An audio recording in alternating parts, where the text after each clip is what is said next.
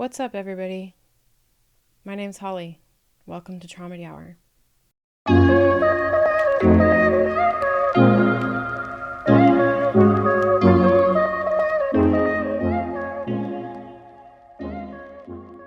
What's up, y'all? What's happening? I'm in a silly, goofy mood today. It's a Saturday. It's pouring rain outside. I woke up at like 6 because I fell asleep at like 9. And I laid in bed. I had coffee. I had a donut. I read my book and listened to the rain. And then I watched TikToks for like 2 hours. It's the beauty of a single, childless life. I snuggled in bed with my cat and my dog. And that was a great morning. And now I'm kind of bored. I need to do laundry and like mop my floors, but I don't really want to do that. I would rather do this. So here I am. And I've got to try to mitigate my pets wanting to play with me because we haven't done anything fun today. And they're over here hovering next to me, equally bored. Sorry, guys. I wish you had a podcast of your own. I shared something on Instagram the other day that I want to talk about. And it has to do with incel culture. I've been kind of talking about this a little bit here and there. I have not been doing a very good job talking about it. I've been coming from a place of incel energy within me. I feel like an incel towards other incels. So I don't know. I heard on Tuesday that the Homeland Security, what are they called? Secret Service or Homeland Security or whatever has been doing a lot of research since apparently 2018, maybe before that, about the threat that incels pose to the country and to women, because it's becoming like the new, I have to choose my words carefully. Well, when have I ever done that? It's becoming like the new school shooter, basically. Angry incels shooting up women at their homes, at their place of employment, just randomly. And it's coming from a place of rage towards women who won't fucking sleep with them or date them. So I've been thinking a lot about this, obviously, for the last few months, and I have not read the Secret Service report, although I just took a cursory glance and pulled up one of their charts. I have it in front of me on the computer because I want to read this, and I want to contrast it against what I wrote a couple of days ago, because I didn't look at this report until this morning. I was like, if I'm going to talk about this, I should probably know a little bit about it. But before I looked at the report that the Secret Service put out, I had been writing the last couple nights, trying to fall asleep, going into my anxiety spirals that I do at night. I've been thinking about, like, what is the anti-incel? Like, what is the opposite? How do we like weed out incels? How can we find out if someone is one, holds those views, or doesn't? I don't know. I was just like, what's the counterpart to this? Like, how can I personally weed out incels in my life, in my dating adventures, which are soon to be? Nothing's happening right now in my life. I spend all my time alone, but I do want to date, and this is part of my fear of dating, is the threat that men pose to me as a woman. I'm scared of them. I'm scared of their violence, of their unchecked aggression. I'm scared of the emotional stuntedness of men. I'm scared of the abilities that they have to fucking destroy my spirit and my life. And it's scary. It's really scary. We're gonna have to I have to try to talk about this seriously while my dog is fucking destroying a bone next to me. I gave my dog dehydrated cod skin and he's eating that right now. So my office that I'm recording this in smells like Pike Place Fish Market. And I get to enjoy this environment while I talk about incels and the anti-incel questionnaire that I have written. What was I saying? So I've been thinking a lot about this. Even before this report came out, I've been talking about this for a couple months. I haven't been doing very good at it, but I want to keep on talking about it because I think it is important. And it's personally affecting my life and my fear of dating and my fear of getting out there and meeting men because I'm terrified of these type of things. Men in American culture in particular, I don't have experience with any other culture or society. I only know what men are like on the West Coast of America. So obviously I'm very worldly. I have a lot of experience. And I know so much more than you. I'm just kidding. I'm fucking joking. I don't know shit. I'm just saying my experience is limited. My exposure is limited. But my experience is still valid. And what I have personally experienced, men in Western America, we have an issue with emotional regulation, unchecked aggression, violence, and anger towards women and people in general. Just a lot of symptoms that I think are a combination of a lot of things, but our culture allows men to exist like this, unchecked, with no consequences. I will fight you on that. I will die on that fucking hill. I think that we have a major issue, and a lot of the problems in my life have been due to these things. Men just taking advantage and abusing women and children and people. I feel that is a huge piece of my life, and I have been deeply affected and traumatized by it. So I feel like talking about it will help me, and maybe it will help other people. And I'm here to, I'm just ready to expose men. And part of my mental journey, my mental and emotional journey of like working through these thoughts and feelings and fears and traumas is to think of solutions and protective measures I can take to interact with men and weed out the bad ones. Like, I need a way to filter out garbage ass people and keep them away from me. So I've been thinking about how I can do that. How can I figure out what a person is really like on the inside, what they believe, what are their values? I feel that I have been deeply deceived many, many times by men who I thought I knew well, who I thought I could trust, who I thought were being honest about their belief systems and their core values, and it turns out that they were full of shit the whole time. And I personally feel like it's really difficult to dodge the narcissists and the sociopaths and the incels because they're really good at what they do, which is manipulate and hide. They hide in plain sight a lot of the time. So I've just been thinking, like, what can I do about it? What can I do about it? I obviously can't stop any of these men. I can't sit them down. It makes me think of that fucking girl who, I think she's like an actress. I don't know her, but she made that video talking to Putin about like, if I was your mother, like trying to like soothe a fucking sociopathic dictator through poetry. I'm not sure what she was trying to accomplish, but that's not where I want to go with this. I'm not going to pretend like if I were your mother, this would have never happened to you. Like, let me soothe you, baby boy. No, that's not where this is coming from at all. This is coming from my personal experience in the past and how can I make things different in the future so I don't keep like going through these cycles with these fucking idiots. So let me read to you what the Secret Service said. This is called Secret Service 2018 Yoga Class Shooting Case Study.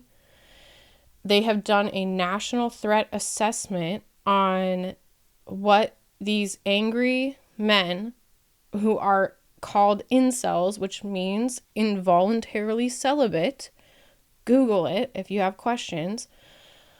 They are so angry and resentful that women will not sit on their dick, that they would rather kill all of us. Just think about that for a second. I would argue that it's not necessarily about sex. It's not, that's kind of like the surface issue. I think it goes much deeper than that. And the list that I wrote of questions, I wrote this long questionnaire of questions that I can ask people that I'm interested in that will weed out whether or not they have incel beliefs or like behaviors. And not just incels, but like these are generally questions that I would like to know about my future partner that I also feel I should be able to answer for myself as well. So I'll read you this list of questions that I've been writing all week, but I want to first read you. The Secret Service put together this behavioral threat assessment. My dog is going to be playing in the background, so whatever you hear, it's not my problem. It's not my fault.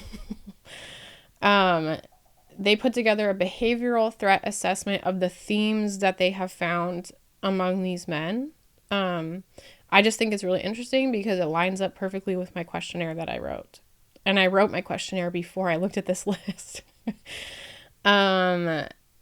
So some of the behaviors in an incel that the government literally researched. Part of me feels like it's ironic because I do feel that American government is very male-centric and geared towards protecting men more than protecting women. I think the justice system, law enforcement, like I think all of the legal and governmental systems in America are geared towards making men's lives easier and better and more successful. They get more money, they get more resources, they get more protection, they get more excuses, like they get to excuse a lot of their behavior way, way, way more than women. To me, that's factual. That's just how it is. So the fact that the government spent their resources researching like what I would call their own kind, angry men. I don't know. It's just interesting. I kind of like it. I'm like, put them on blast. And we should all be putting these people on blast. We should not be tolerating this. Anyways, so here's some of the behaviors of an incel, or these are like markers in the themes between them. Concerning and threatening communications, concerning online content, mental health history. They elicit concern from other people. People are like worried about their behavior. Bizarre and inappropriate behavior, interpersonal difficulties, blaming others, intense escalating anger, interest in violence, homicidal ideations, beliefs and fixations, harassment, history of being bullied, financial instability, failed life aspirations, lack of consequences, target-related behaviors, attack planning. I'm not surprised by any of this. This is all, to me, when I read this list of behaviors, I'm like, duh. Because in my mind, that's what this is all about. It's not necessarily like, that girl turned me down, she wouldn't fuck me. It's this like compacted buildup of anger and unprocessed emotions that a lot of men hold in and project it onto an easy target, which most of the time will be a woman.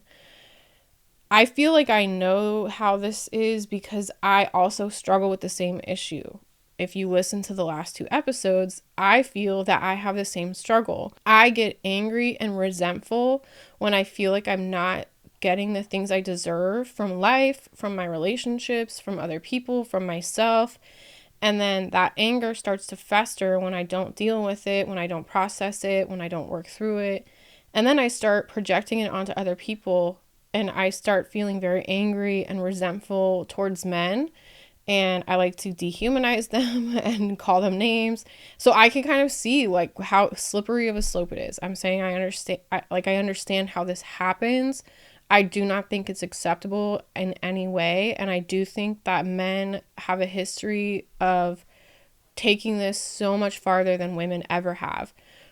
If you can find a list of female mass shooters and female incels who have made it into the Secret Service research projects list, please let me know. Send that over to me, because in my experience and my research, it's men. It's men that are having these issues primarily. Obviously, there's like angry, violent women out there. We have women's prisons, for God's sake. But I still think the majority of it is men. So, are we just going to let that continue? Are we just going to continue on this path of these type of behaviors and issues happening in our culture, in our households? Or are we going to start doing something about it? I'm not really sure. I personally am going to be taking action in my life. Part of how I'm going to take action is by assessing the men that come through my life as I start to pursue relationships in the coming years. I personally need to work through some of this before I can do that, because I feel angry and resentful towards men. So I need to work. I'm working on that. And part of it is this. Part of this is giving myself tools to identify good men versus bad men. So I've been laying in my bed at night thinking of questions, like in conversation, what are some questions that I can ask someone to reveal some of their core values and beliefs? Some of these questions are very direct. Some of them are not. Some of them are written specifically to bring up a value system indirectly.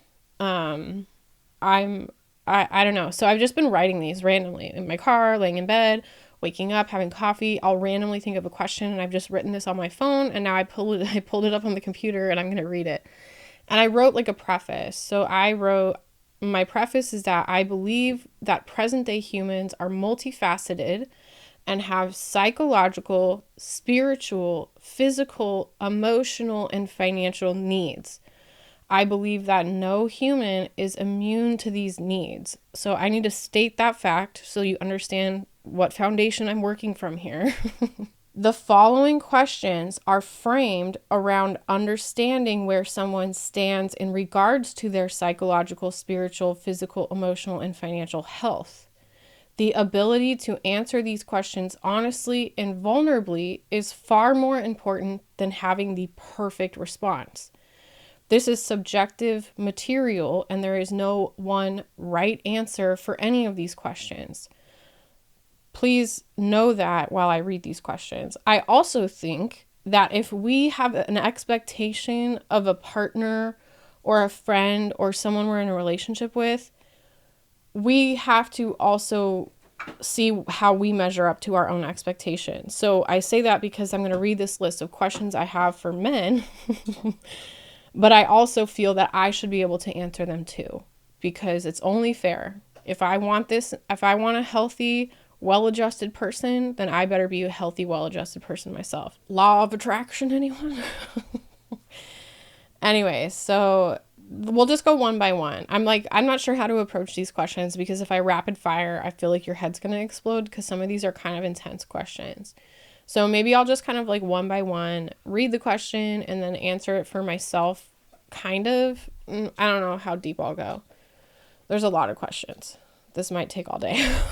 So one question I would have is, in what ways have you attended to your mental and emotional health in recent years?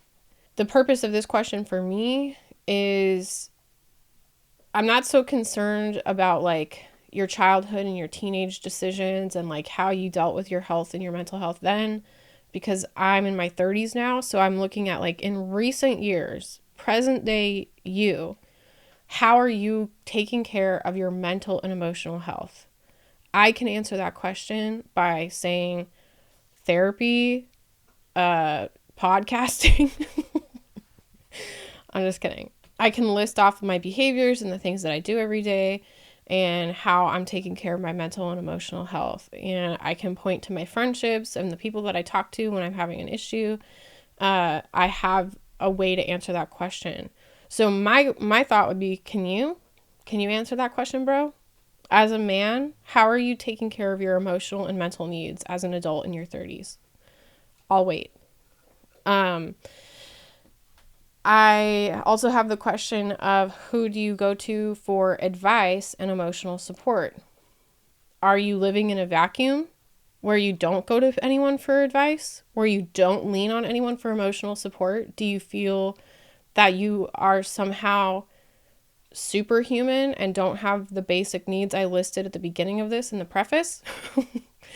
Because in my mind, if you're a human being, you have those basic needs of emotional and psychological support. So what are you doing to get that? Who do you talk to? Who gives you advice? Who keeps you in check? I have a list of people. I talk to my therapist all the time. I have really great friends that I can be really honest with, who will also give me honest feedback. I am open to feedback. It's really hard and painful, but I do it. Tell me how I'm fucking up so I can be better. I want to know, like, when I'm hurting someone or when I'm hurting myself, or like if someone's hurting me, I need to do something about that.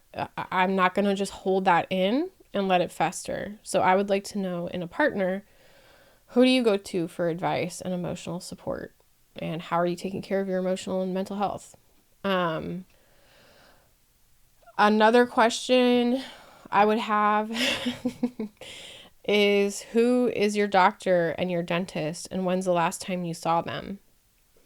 This isn't so much about, like, are you in peak physical condition? Do you have perfect veneers?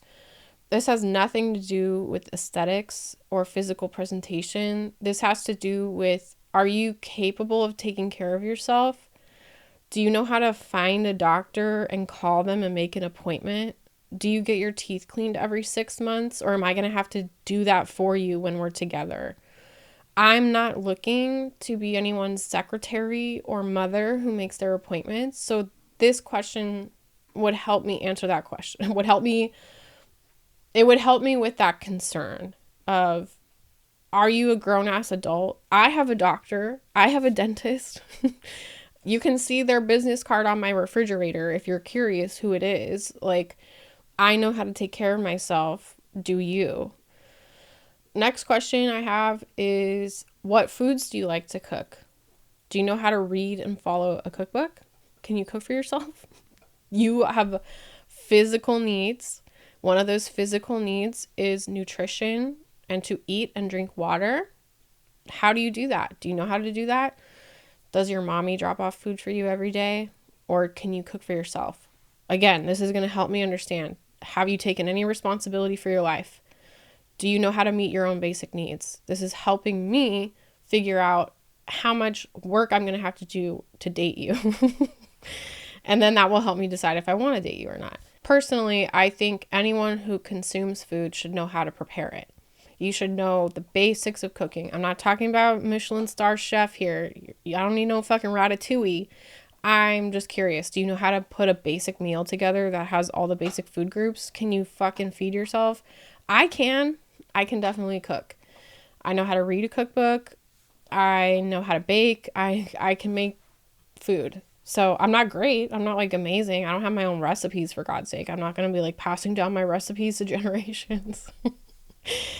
I'm not a professional cook, but I can cook the basics and I can follow a recipe. I want to be with someone who knows how to at least feed themselves. Like, I've had relationships where I come home from a 10 or 12-hour workday and my partner's like, "What's for dinner?" I'm just going to go to Wendy's. It's like, cook yourself a fucking chicken, dude. What is the problem? We have a grill, we have an oven, we have a stove. Like, can't you cook? To me, it just seems like basic. If you eat, you should know how to cook at least a little bit. Can you make macaroni and cheese? Please say yes. Another question I wrote down. Think of your favorite hobbies and what lengths you have gone to learn and master those interests. Are you ready and able to put just as much effort into learning and mastering the art of loving another person? Are you ready to understand and attend to the needs of a person other than yourself? Obviously, I don't think I could ask this question point blank to someone on a first date. They would probably go to the bathroom and never come back. But this is a genuine question that I have. I would personally love to ask this question on a first date. Like, I think back to that really long relationship I had that ended sourly. And we had like periods of time where I felt like just so much effort was going into his hobbies and his interests. And then he would be like, I don't know how to like plan a date. Bro, if you can plan a trip to the Grand Canyon and execute a through hike that you spent 9 months planning, you can figure out how to plan a date night. Men will disassemble a fucking Jeep and put it back together without any instructions. And then they're like, I don't know how to take care of my wife. Are you kidding me, dude? I know you're smart. I know you're capable, but you're choosing to use those skills on something that only serves you. I've dated a lot of man children in my day. I don't want that anymore. I want to know that you take a woman seriously, that having a relationship with me is serious to you, that I am an interest of yours, that you want to learn about me the same way you want to learn about your Star Wars Legos. Okay? I should be at least as important as your Lego kit. I don't know. Maybe I should come with a manual where you could like piece by piece put it together. You need me to spell it out like that? Like a Lego instruction? Okay, I can do that. Anyways, that question is a little deep because I wanted to bring up some things. And that's a question I have to ask myself also, because right now in the phase that I'm in my life right now, I thought about this yesterday. I was like, it's going to be really hard for me to compromise and like share, because I've been alone for the last 3 years doing whatever I want, whenever I want. I'm going to have to learn again how to not be selfish.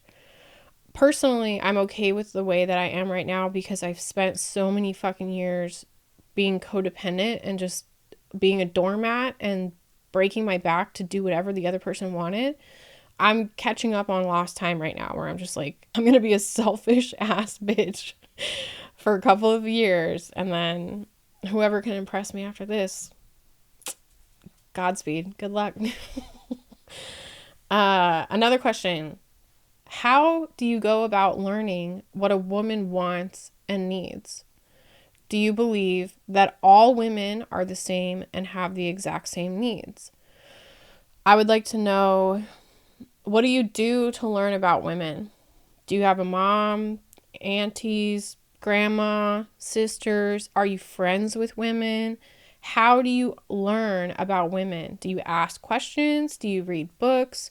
Are you just some like keyboard warrior Reddit lurker who doesn't actually interact with real women?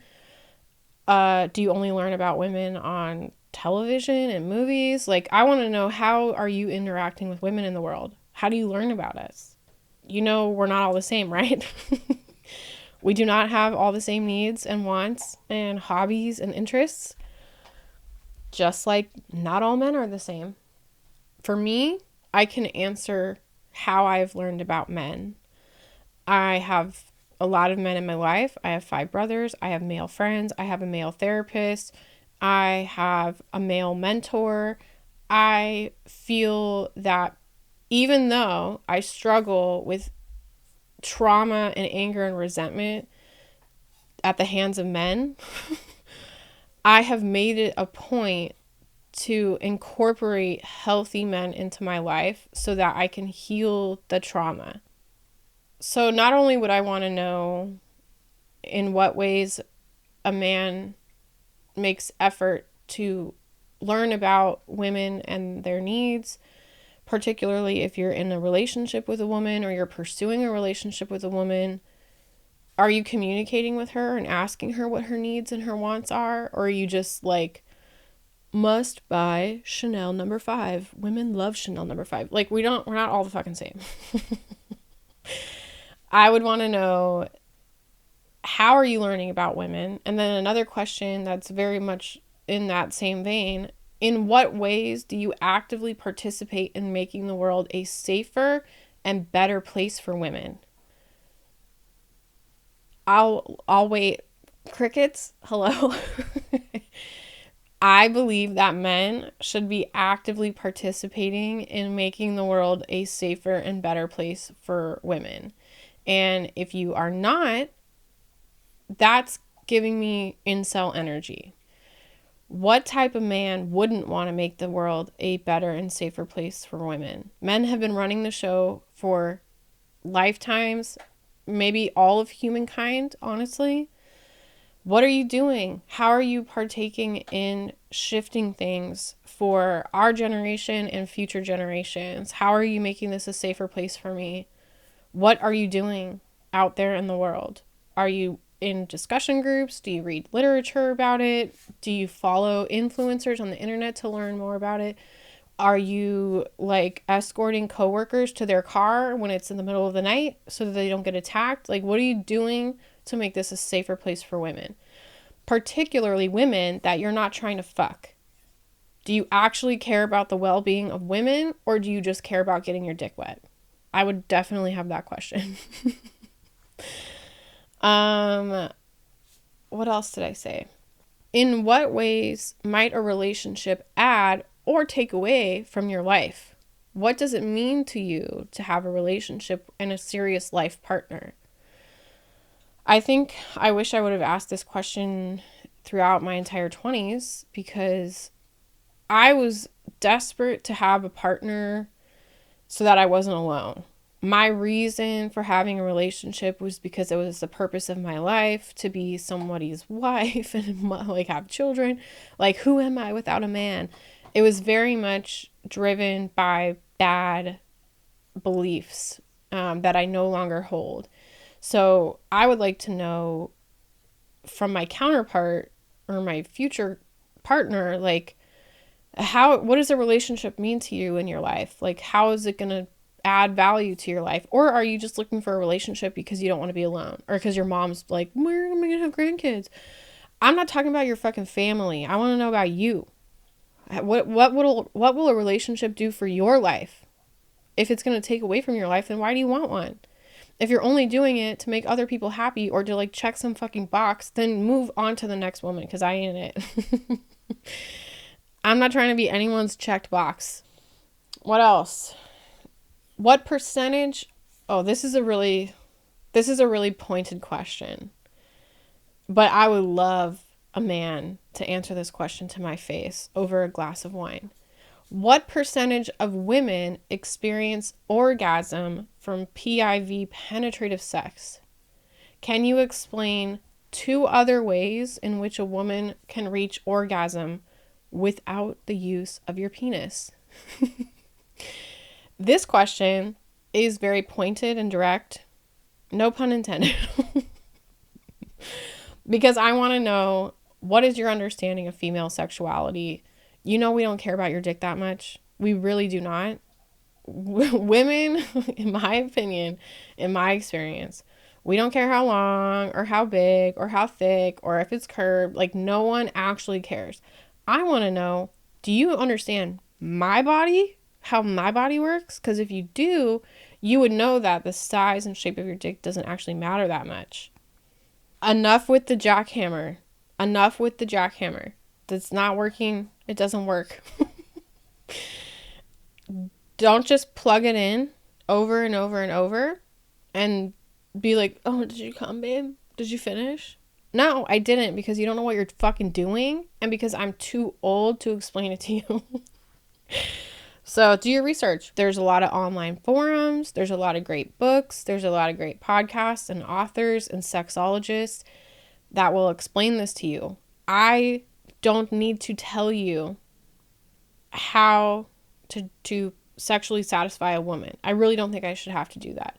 If you can figure out how to disassemble a vehicle and put it back together, how to build a computer, how to beat a video game from start to finish, then you can figure out how to get a woman off. Please, spare me the excuses. I just wonder if, like, I wonder if men have to tell us, have you, as a man, have you ever had to explain to a woman how to get you off? I'll wait.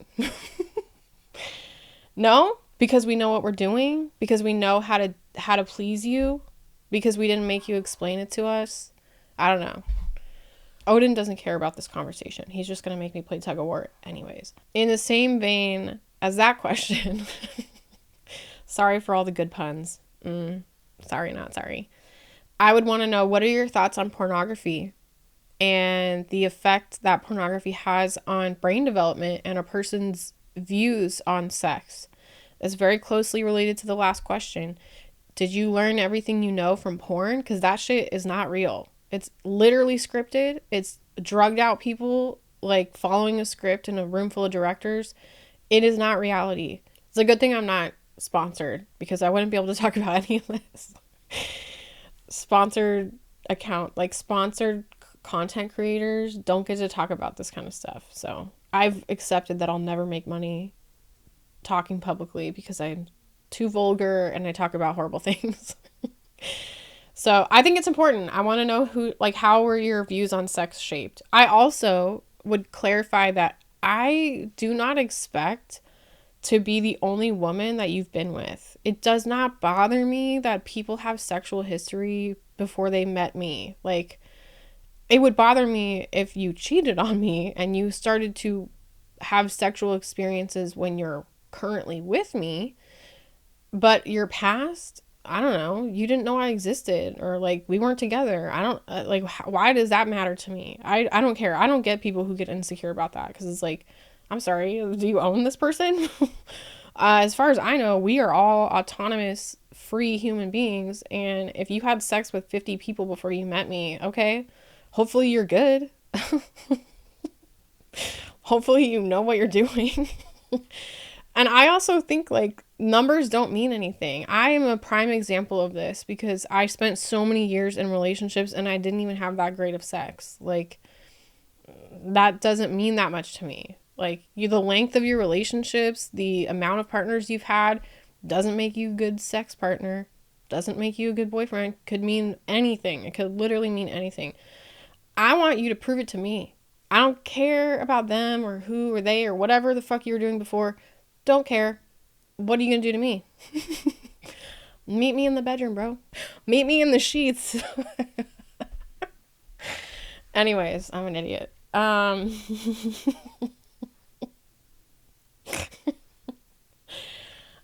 Okay. Moving on. Another question. Can you list some of the things that you bring to the table in a relationship? And in what ways are you ready for a relationship? What the fuck are we doing getting into relationships if we don't have anything to bring to the table, or we haven't even thought about it yet?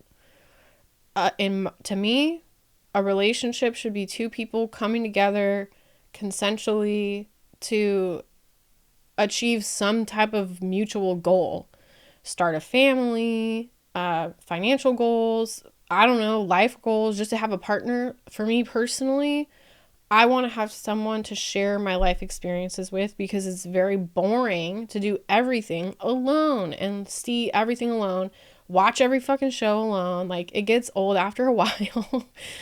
I want to go, like, have new experiences. I just picture myself like hiking a brand new trail, summiting this beautiful mountain, and turning to my partner who's there with me to see this beautiful view. Because right now, I'm summiting those mountains and I'm like, okay, great. Snap a pic. Let's go home. It's just me and myself. It's not like it's a bad thing to be by myself, but I feel like eventually I would love to share that. And I would love to share a bedroom. I want to have a sexual relationship with someone. And I would also like to share finances. I would like to alleviate the financial burden of paying for every fucking thing by myself. It's so expensive. Like, I think relationships do have an economic benefit that should be considered. I think it's valuable to have someone to split the bills with. I can't even tell you how much shit I would be able to do if I got to share all my bills 50-50. I would be like, I would be on a whole new level in life if I wasn't paying all this shit totally by myself. I don't think there's anything wrong with having economic, financial goals in a relationship, as long as both parties are on the same page and want the same things. Some people want one income earner and the other person to stay home and run the household and raise the family. I don't want that. I want a dual income household.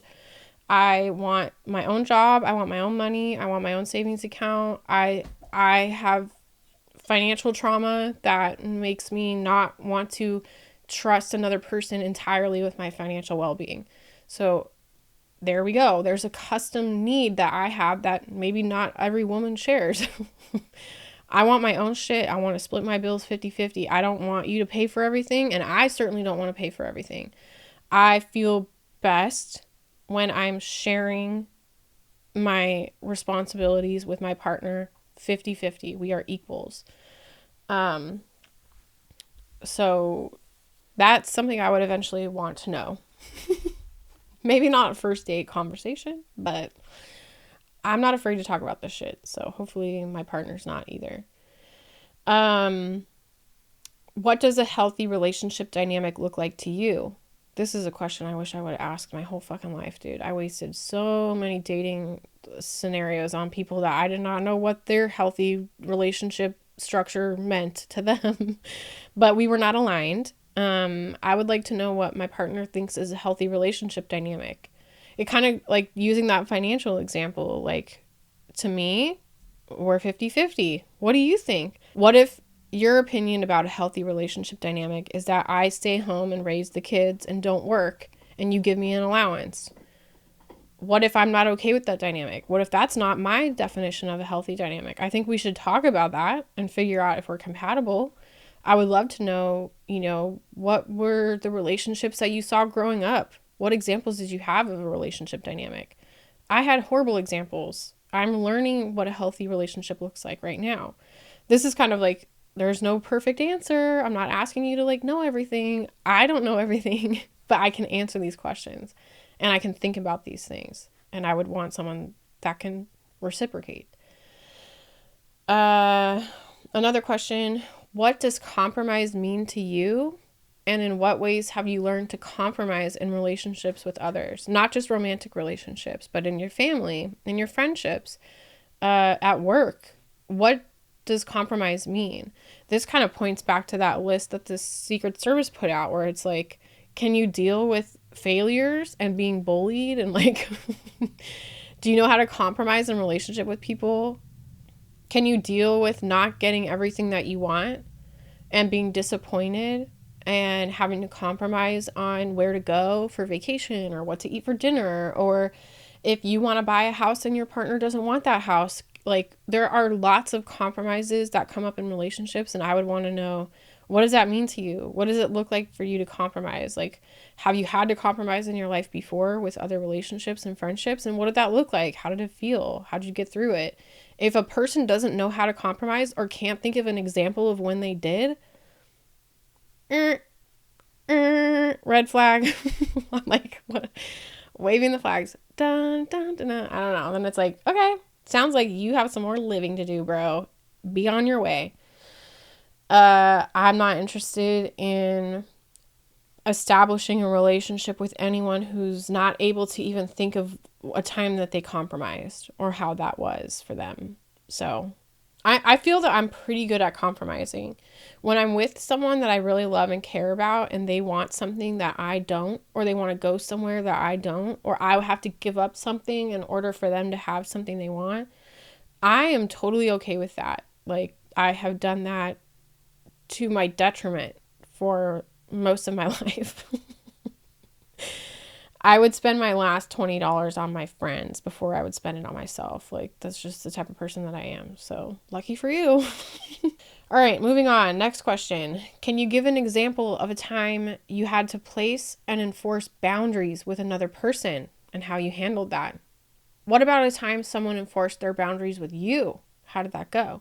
I would like to know both sides of the boundary fence. Have you ever put boundaries up with another person? And how did that work? How did you do that? Did you communicate it? Did it go well? Did they respond well? What happened? And what about someone putting up boundaries with you? Can you think of a time someone had a boundary with you and had a conversation about it? And how did you respond? I have examples. I've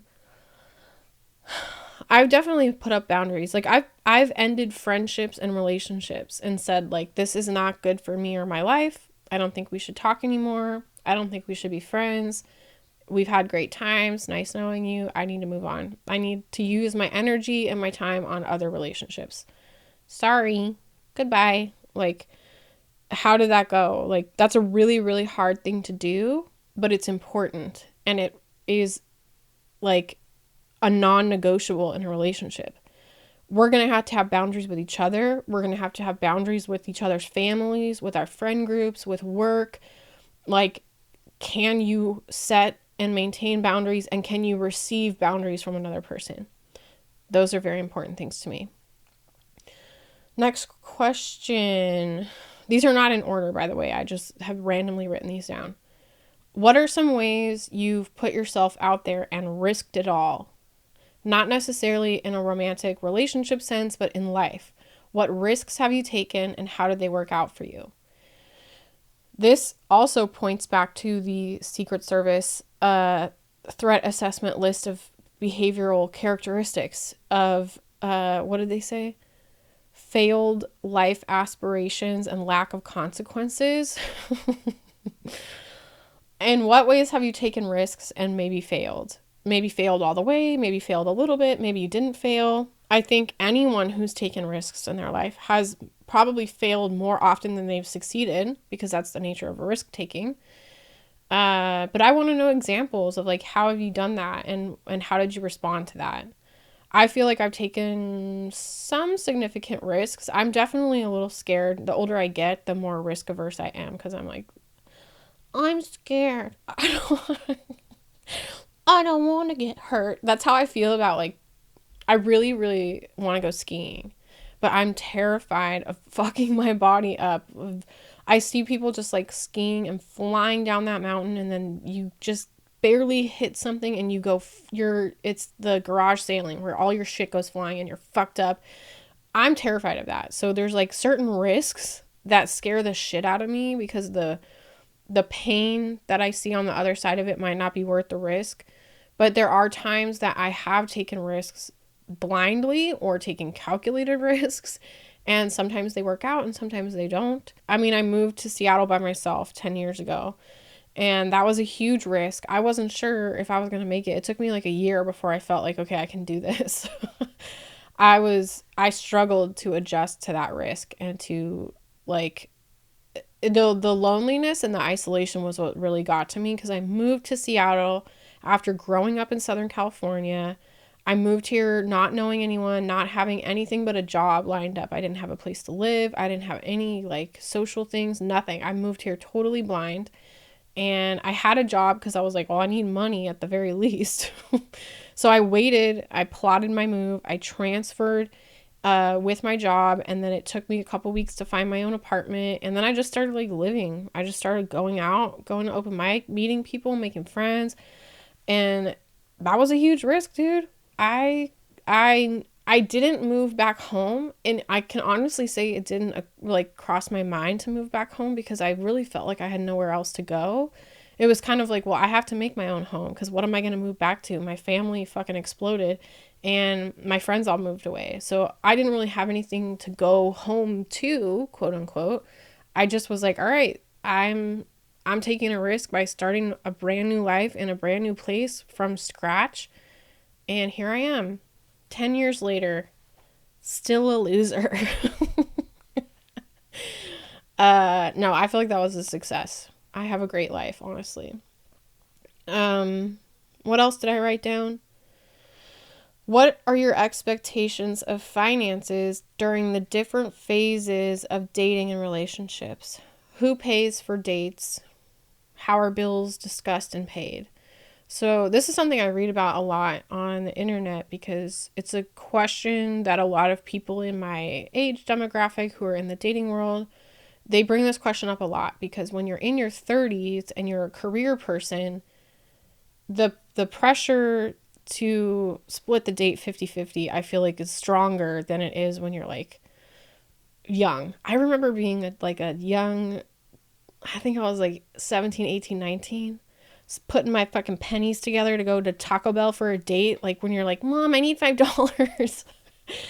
It's different. The older you get, the finances of a relationship change. So I think when you're like younger and you have your parents' money and you live at home, maybe it feels more comfortable to like splurge on someone or like pay for the whole date because you don't have any other obligations. But in my mind, dating is fucking expensive. And for people who are like dating multiple people or like casually dating and going on a lot of dates, I don't see anything wrong with that. And I also don't feel comfortable financially burdening that person where I'm like for me, I like to split the dates 50-50. If a guy goes to pay for the whole first date, that feels good. I like that. That's comfortable for me.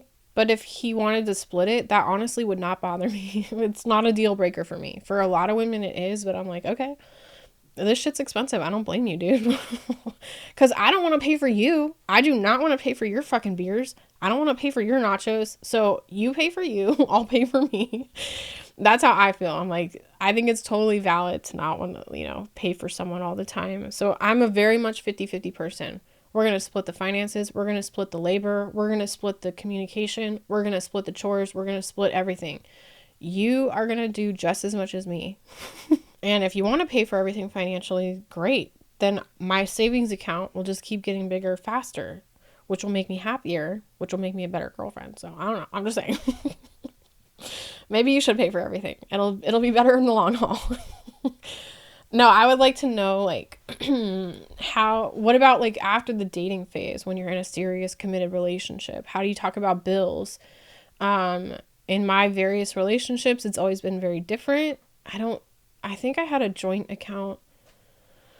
I've never meshed finances with a partner. Even when I was married, we had our own accounts. We had like a bill paying account where we would pool our money together in that one joint account and then pay bills out of it. But I feel very weird about like complete and total enmeshment with a partner. It makes me feel uncomfortable to see each other's like bank accounts. I don't know. I get a greater sense of security and a greater sense of independence by maintaining my own finances and my retirement account and like whatever.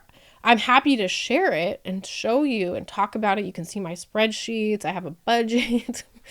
If you want to see, like, I want us to be open and honest, but I also need the security and the independence that comes with having my own bank account. And I don't like any one person to be the one that does all the bills. I don't know how to pay our electricity because he always does it. Fuck that. Absolutely not.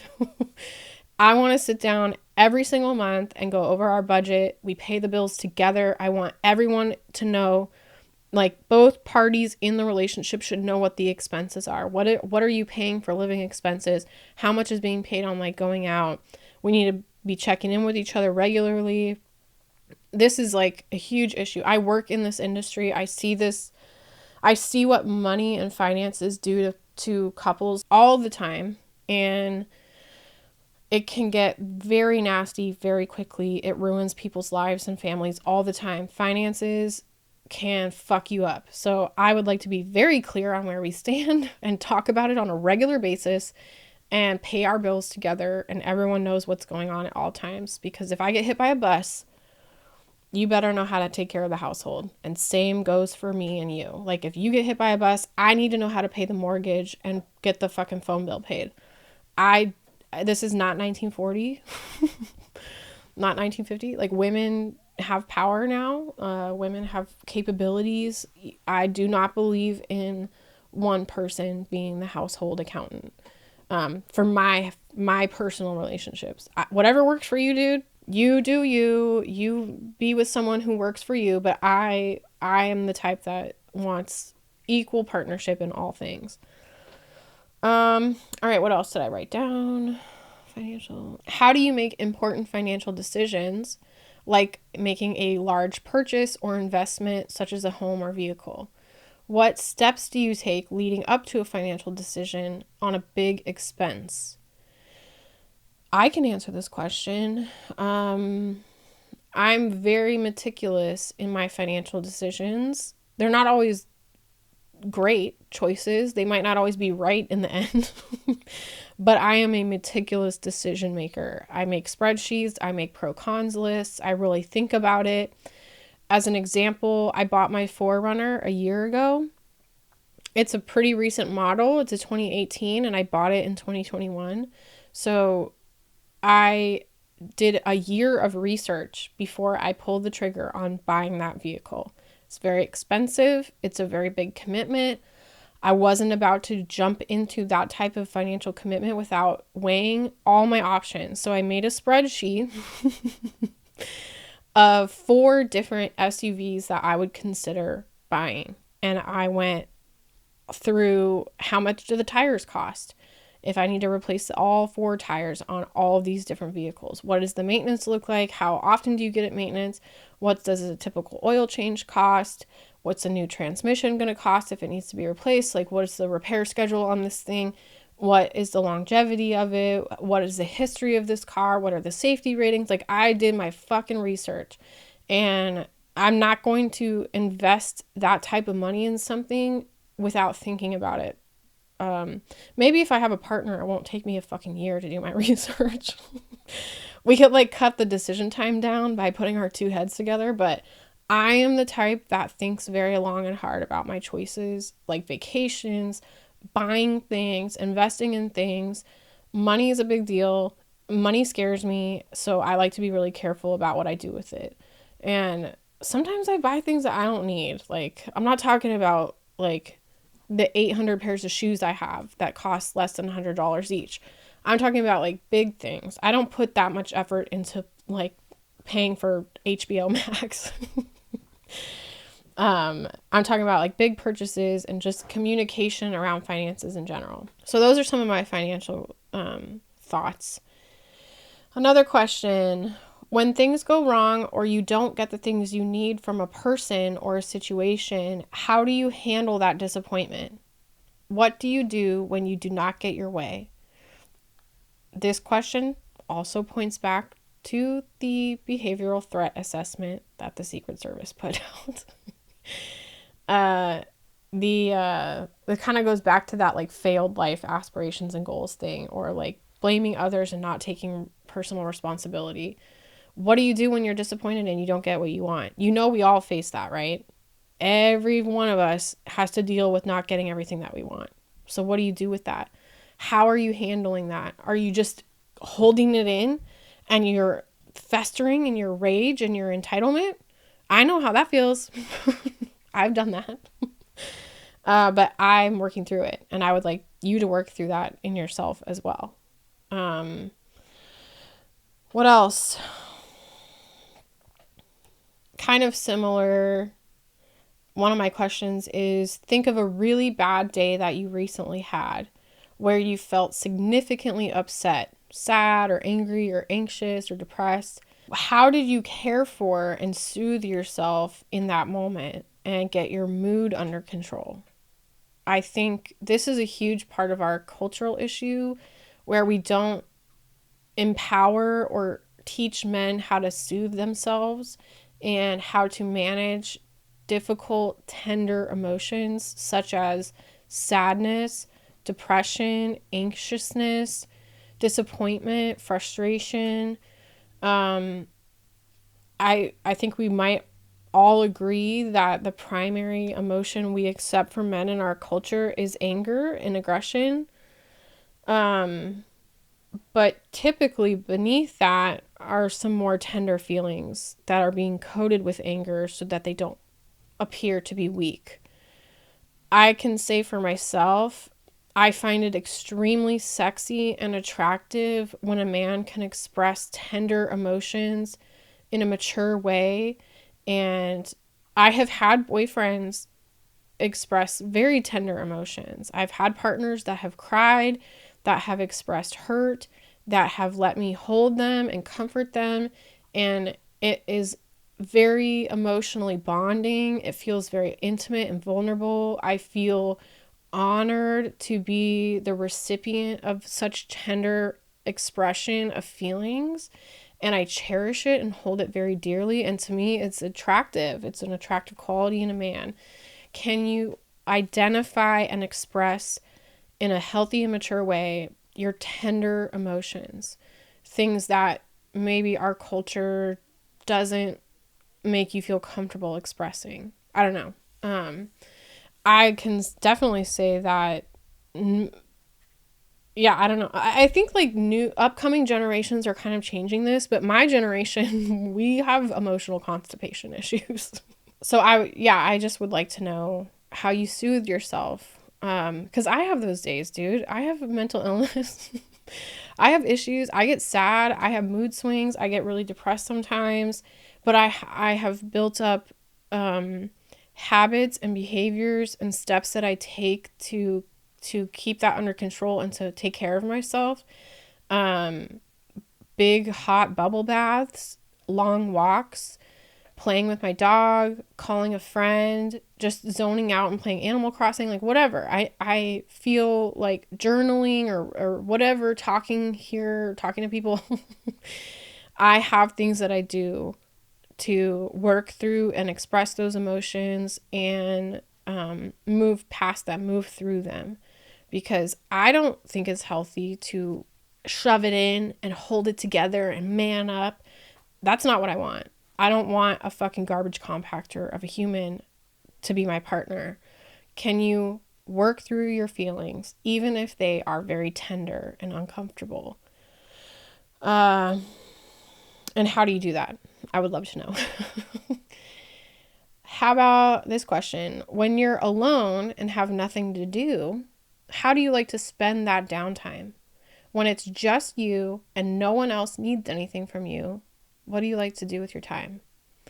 This is more just like curiosity, and also like, I think it can say something about a person's character. This is another like incel exposure question, because I think someone who's unhealthy might spend their downtime staring at a gaming system for 14 hours, or like, if there's some type of unhealthy behavior happening, I feel like this question might bring that to the surface. Or if you can't even answer this question, that would be cause for concern for me.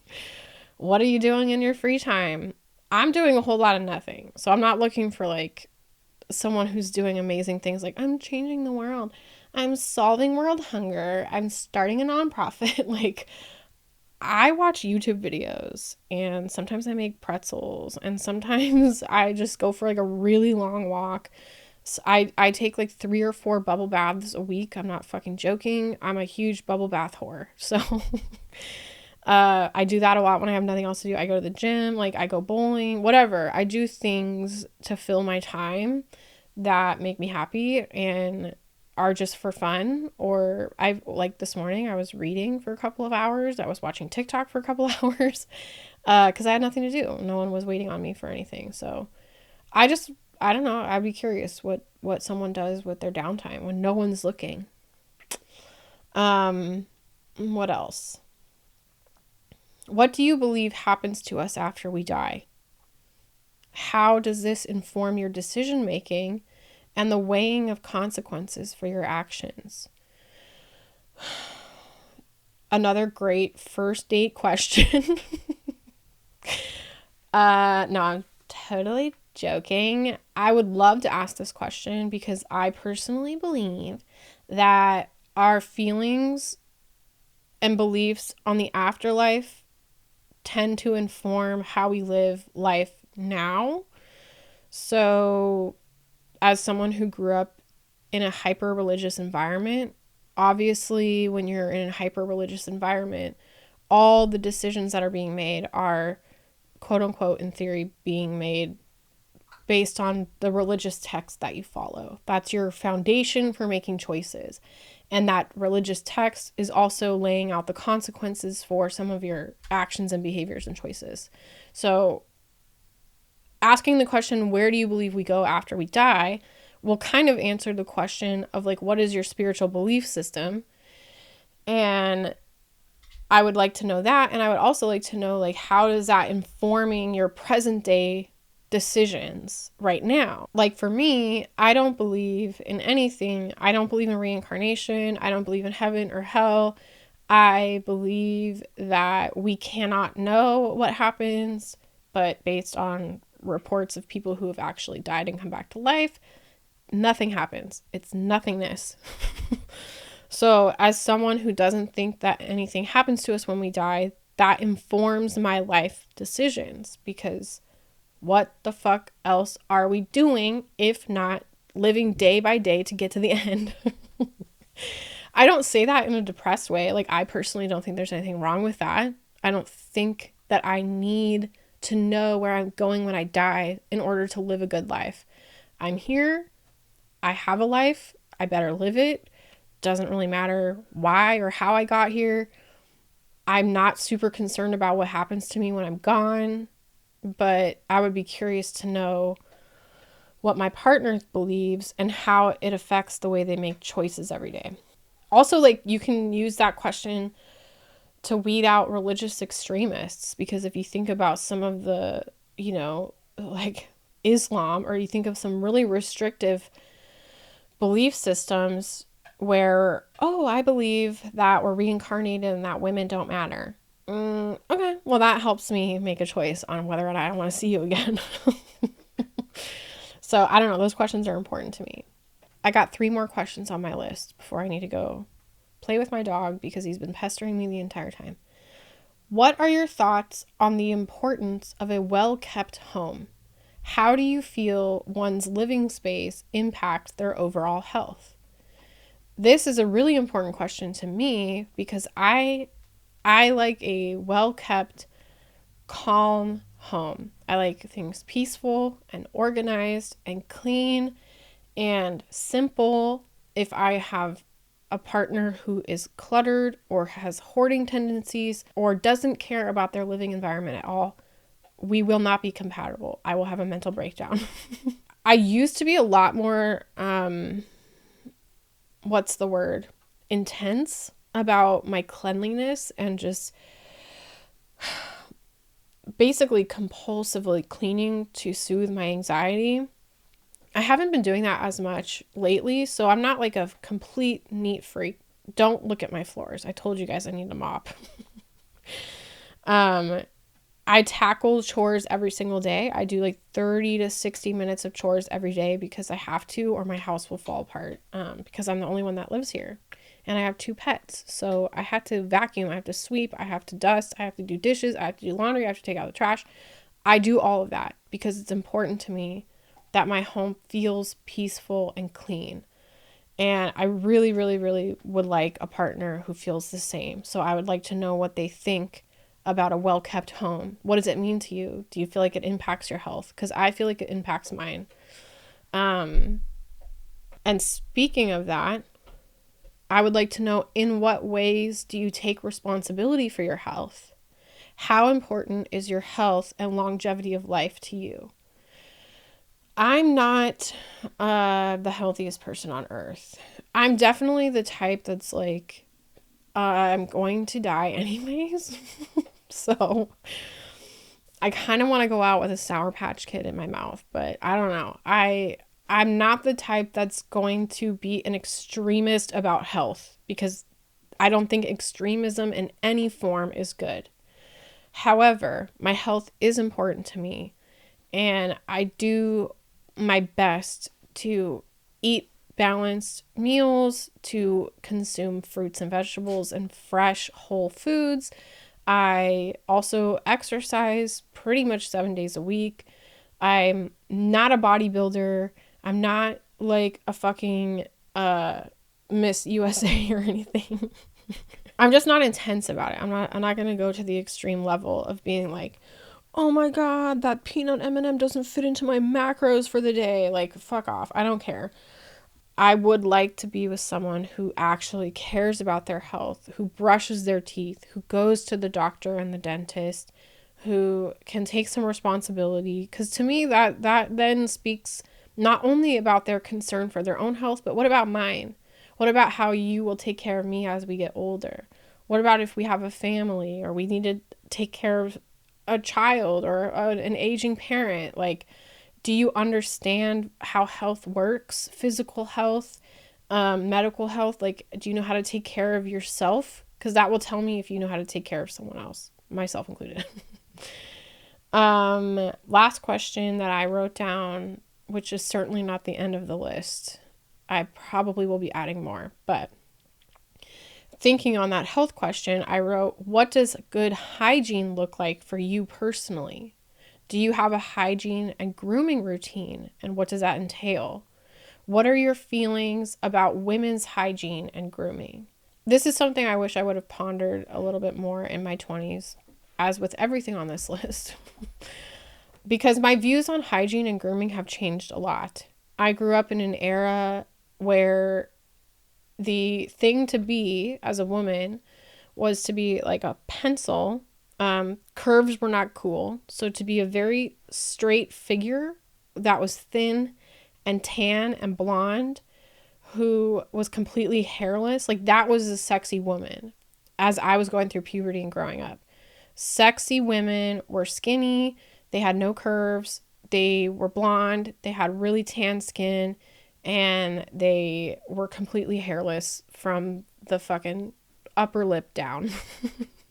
From your eyeballs down, you needed to be hairless. So I pressured myself and felt that men didn't want a curvy woman who has body hair. So then I'm out. I lose because I'm super curvy and I have body hair. So sucks to be me. I just really struggled with that a lot. So I want to know, what are your own feelings about your own grooming and hygiene? And then what are your thoughts on women's hygiene? Are you expecting me to be completely hairless? Because that's not going to fucking happen. I am no longer 22 years old. I'm a grown woman and I have a grown woman's body and I use it like a grown woman. Can you handle that? I can handle a grown man. I don't need you to shave. I prefer if you don't. Give me that rug, baby. Love me a hairy man. I literally don't care, actually. I don't have strong opinions. I care about you being clean and groomed and taking care of yourself. If you have a beard, brush it, put beard oil in it, shampoo it, please, for the love of God, trim it and take care of it, or shave it off and have a baby face. And if you're going to do that, wash your face, clean it, put moisturizer on it, wear some sunscreen, brush your hair, tweeze your fucking eyebrows if they're out of control. Like, if I'm going to maintain hygiene, I would like the same from you. Can you guys hear my neighbor's music? I'm going to have a fucking mental breakdown. It's so hard to have upstairs neighbors. I just had some technical difficulties as I'm trying to wrap up. My camera stopped recording. My neighbors are blasting music. My dog's begging me to go outside. I'm going to end this episode here. But what I was trying to say, what I wanted to end on was, what are your thoughts about this? About the incel culture, about the government's research into their threat to women and to America? What do you think about everything that I said? What do you think about the list that I just read off? Do you have things that you would add to this list or take off of it? Do you have strong feelings about this one way or the other? I am super curious. I haven't talked to anyone about this, so this is the first time saying it all out loud. Feel free to check me if I need to be checked. But on some level, I'm like, this feels valid. And this is part of my healing journey, is learning how to navigate getting to know men in the world, because I'm sexually attracted to men. I want to date them and have sex with them and build a life with them. I am attracted to women, but not sexually. It's very strange. We can talk about sexuality in another episode. I personally think it's very fluid and on a spectrum. But anyways, Odin's throwing his bone. So, no pun intended. My dog is throwing a bone around. I see you, bro. I'm coming to play. Thank you for listening. Thanks for being here. Please share your thoughts, opinions, and feedback. I'm very, very curious, and I love talking about this stuff. So bring it on, baby. Thanks for listening. Catch you next time. Later.